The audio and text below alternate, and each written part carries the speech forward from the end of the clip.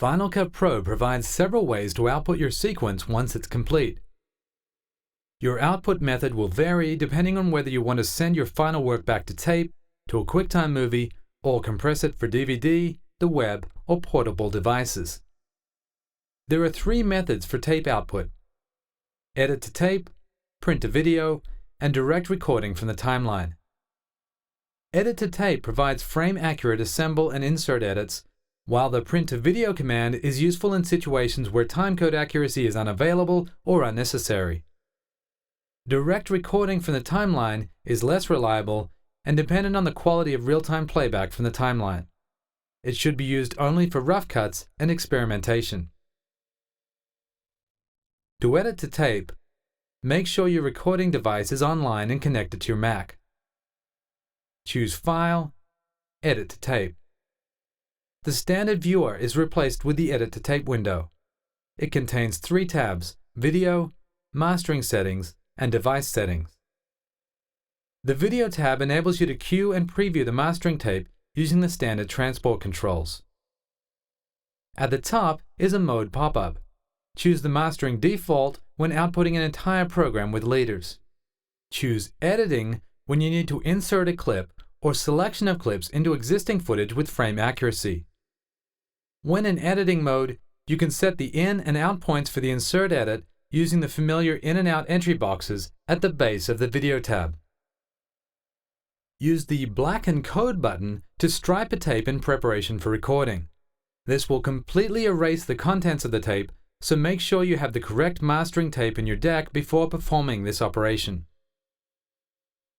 At the lower right is the Audio Insert menu for record enabling the audio tracks for your device.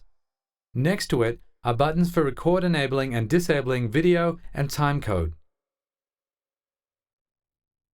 In the Mastering Settings tab, choose your leader and trailer options like bars and tone, a slate based on clip name, custom text, or a custom graphic, and either the included Final Cut Pro countdown or one of your own choosing. In the Media section, choose whether to print your entire sequence or only the content between the in and out points marked in your timeline. You can also set the content to loop multiple times. At the lower right is the duration calculator that displays the length of your source media and the total length including the leader and trailer options you've selected. The final Device Settings tab displays the device control and format settings that will be used for the recording. To perform a basic assemble edit of your sequence, make sure you're in mastering mode and that your tape is striped with Control Track. Simply drag your sequence from the browser over the Video tab and choose Assemble Edit from the Edit overlay. Any unrendered clips will begin to render, and then the Edit to Tape will proceed. Press the Escape key if you need to abort the operation. Print to video is very similar to Edit to Tape, with the exception that you manually arm the deck you're recording with. Select your sequence in the browser and then choose File, Print to Video. Select leader and trailer options just as you would for an Edit to Tape. Click OK, start your tape deck recording, then click OK to the final prompt. Your sequence will play out to tape. When it's complete, stop your deck to halt recording. If your video is destined for DVD, take the time to add chapter markers in your Final Cut Pro timeline. Chapter markers can be added later in DVD Studio Pro, but not with frame accuracy. Adding chapter markers is simple. Make sure no clips are selected in your sequence by clicking in the gray space above the video tracks. Move your playhead to the start of a scene you want to mark as a new chapter. You can use the up and down arrows to quickly jump between edits for this purpose. Click the Add Marker button at the base of the canvas or press the M key. Click again or press the M key again to bring up the Edit Marker window. Give the marker an appropriate name. Click the Add Chapter Marker button to convert the marker to a chapter marker. Notice that you can also create compression markers.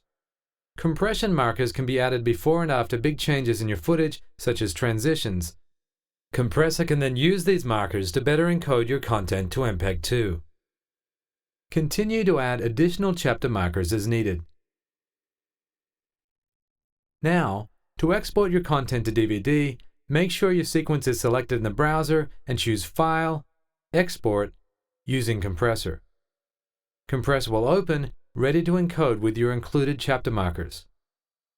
View the compressor tutorials for more information on preparing content for DVD, the web, and mobile devices. If you just want to export your sequence to a QuickTime movie for archival purposes or for repurposing elsewhere, choose File, Export, QuickTime Movie. You can export using the current sequence settings, select a different preset, or choose custom formatting and codec options. Notice that you have the option to include markers you've set using the Markers pop-up menu. And for quick client previews, you can use the standard QuickTime export options by choosing File, Export, Export using QuickTime Conversion. Finally, for export of several different sequences at once, Final Cut Pro includes a batch export command.